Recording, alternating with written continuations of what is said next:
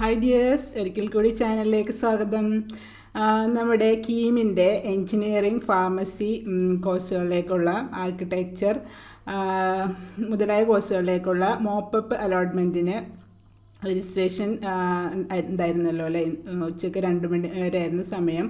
ഇപ്പോൾ അതിൻ്റെ ബേസിസിലുള്ള അലോട്ട്മെൻറ്റ് പ്രസിദ്ധീകരിച്ചിരിക്കുകയാണ് കേട്ടോ. സർക്കാർ എയ്ഡഡ് എഞ്ചിനീയറിംഗ്, ആർക്കിടെക്ചർ, ഫാർമസി കോഴ്സുകളിലേക്കുള്ള പ്രവേശനം ഓൺലൈൻ മോപ്പപ്പ് അലോട്ട്മെൻറ്റ് പ്രസിദ്ധീകരിച്ചു. സംസ്ഥാനത്തെ സർക്കാർ എയ്ഡഡ് എഞ്ചിനീയറിംഗ്, ആർക്കിടെക്ചർ കോളേജുകളിലെ ഒഴിവുള്ള സീറ്റുകളും സർക്കാർ ഫാർമസി കോളേജുകളിലെ ബിഫാം കോഴ്സിൽ ഒഴിവുള്ള സീറ്റുകളും നികത്തുന്നതിനായുള്ള ഓൺലൈൻ മോപ്പപ്പ് അലോട്ട്മെൻറ്റ് ce.kerala.gov എന്ന വെബ്സൈറ്റിൽ പ്രസിദ്ധീകരിച്ചു. ഇപ്പോൾ പ്രൈവറ്റ് കോളേജിലില്ല, ശ്രദ്ധിക്കുക, ഗവൺമെൻറ് കോളേജിലേക്ക് മാത്രമേ ഉള്ളൂ. 18-ാം തീയതി ഉച്ചയ്ക്ക് 12 മണി വരെ വിദ്യാർത്ഥികൾ നൽകിയ ഓൺലൈൻ ഓപ്ഷനുകളുടെ അടിസ്ഥാനത്തിലാണ് അലോട്ട്മെൻറ്റ് പ്രസിദ്ധീകരിച്ചത്. എഞ്ചിനീയറിംഗ്, ആർക്കിടെക്ചർ, ഫാർമസി കോഴ്സുകളിലെ ഒഴിവുള്ള സീറ്റുകൾ നികത്തുന്നതിനുള്ള അലോട്ട്മെൻറ്റ് സംബന്ധിച്ച വിവരങ്ങൾ വിദ്യാർത്ഥികളുടെ ഹോം പേജിൽ ലഭ്യമാണ്. അപ്പോൾ ഹോം പേജിൽ നോക്കിയാൽ അത് കാണാൻ പറ്റും അലോട്ട്മെൻറ്റ് കിട്ടിയത്. ഹോം പേജിൽ നിന്ന് വിദ്യാർത്ഥികൾ അലോട്ട്മെൻറ്റ് മെമ്മോയുടെ പ്രിൻ്റ് ഔട്ട് നിർബന്ധമായും എടുക്കേണ്ടതും പ്രവേശന സമയത്ത് കോളേജ് അധികാരികൾക്ക് മുന്നിൽ ഹാജരാക്കേണ്ടതുമാണ്. അപ്പോൾ മെമ്മോയുടെ പ്രിൻ്റ് ഔട്ട് എടുക്കണം, അലോട്ട്മെൻറ്റ് മെമ്മോയുടെ. പിന്നെ വിദ്യാർത്ഥിയുടെ പേര്, റോൾ നമ്പർ, അലോട്ട്മെൻറ്റ് ലഭിച്ച കോഴ്സ്, കോളേജ് അലോട്ട്മെൻറ്റ് ലഭിച്ച കാറ്റഗറി, ഫീസ് സംബന്ധമായ വിവരങ്ങൾ എന്നിവ അലോട്ട്മെൻറ്റ് മെമ്മോയിൽ രേഖപ്പെടുത്തിയിട്ടുണ്ട്. പിന്നെ ഈ ഘട്ടത്തിൽ അലോട്ട്മെൻറ്റ് ലഭിക്കുന്ന വിദ്യാർത്ഥികൾ അലോട്ട്മെൻറ്റ് മെമ്മോയിൽ രേഖപ്പെടുത്തിയിട്ടുള്ളതും പ്രവേശന പരീക്ഷാ കമ്മീഷണർക്ക് കൊടുക്കേണ്ടതുമായ ഫീസ് അല്ലെങ്കിൽ ബാക്കി തുക. അപ്പോൾ ഓൾറെഡി മുമ്പ് പലർക്കും ഉണ്ടായിരുന്ന ഡൗട്ടായിരുന്നു ഫീസിൻ്റെ കാര്യം, ഓൾറെഡി മുമ്പ് അടിച്ചിട്ടുള്ളവർ ഇനിയും അടക്കണമെന്ന്. അപ്പോൾ ഇതിൽ ബാക്കി തുക എന്ന് പറഞ്ഞ സ്ഥിതിക്ക് മുമ്പ് അടച്ചിട്ടുള്ളവർക്ക് അടക്കേണ്ടി വരില്ല കേട്ടോ. എക്സ്ട്രാ ആയിട്ട് ഇപ്പോൾ ഫുൾ അടക്കേണ്ടി വരില്ല, എന്തെങ്കിലും ബാലൻസ് ഉണ്ടെങ്കിൽ അടച്ചാൽ മതിയാവും.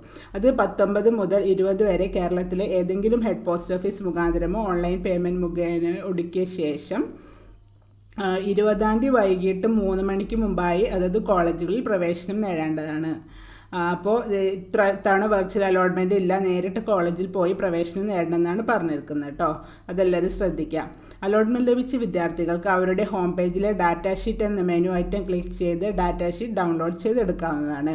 പ്രവേശനം നേടുന്ന സമയത്ത് ഡാറ്റാ ഷീറ്റും അലോട്ട്മെൻറ്റ് മെമ്മോയും പ്രോസ്പെക്ടസ് ക്ലോസ് 11.7.1 പ്രകാരമുള്ള മറ്റു രേഖകളും കോളേജ് അധികാരികൾക്ക് മുന്നിൽ ഹാജരാക്കേണ്ടതാണ്. നിശ്ചിത സമയത്തിനുള്ളിൽ ഫീസ് ഓർ അധിക തുകയാണെങ്കിൽ അത് ബാധകമെങ്കിൽ ഒടുക്കി കോളേജുകളിൽ ഹാജരായി പ്രവേശനം നേടാത്ത വിദ്യാർത്ഥികളുടെ അലോട്ട്മെൻറ്റ് റദ്ദാക്കുകയും ചെയ്യുന്നതാണ്. കുറിപ്പായിട്ട് പറഞ്ഞിരിക്കണേ, സർക്കാർ എയ്ഡഡ് കോളേജുകളിൽ മുൻ അലോട്ട്മെൻറ്റ് പ്രകാരം അഡ്മിഷൻ ലഭിച്ചിരുന്ന വിദ്യാർത്ഥികൾ ഈ ഘട്ടത്തിലെ ഓപ്ഷൻ പ്രകാരം പുതിയ അലോട്ട്മെൻറ്റ് ലഭിച്ചിട്ടുള്ള പക്ഷം നിർബന്ധമായും പുതിയ അലോട്ട്മെൻറ്റ് സ്വീകരിക്കേണ്ടത്. അതായത് തേർഡ് അലോട്ട്മെൻറ്റിൽ ഒരെണ്ണം കിട്ടിയെങ്കിലും മോപ്പപ്പ് പ്രകാരം കിട്ടിയത് എന്തായാലും സ്വീകരിക്കണം. ഇഷ്ടപ്പെടില്ല എന്ന് പറഞ്ഞിട്ട് സ്വീകരിക്കാതിരിക്കാൻ പറ്റില്ല. അവരുടെ തേർഡ് അലോട്ട്മെൻറ്റ് ഇപ്പോൾ ക്യാൻസൽ ആയിട്ടുണ്ടാവും. മോപ്പപ്പിൽ കിട്ടിയത് കോഴ്സായിരിക്കും അവരുടെ കോഴ്സ്.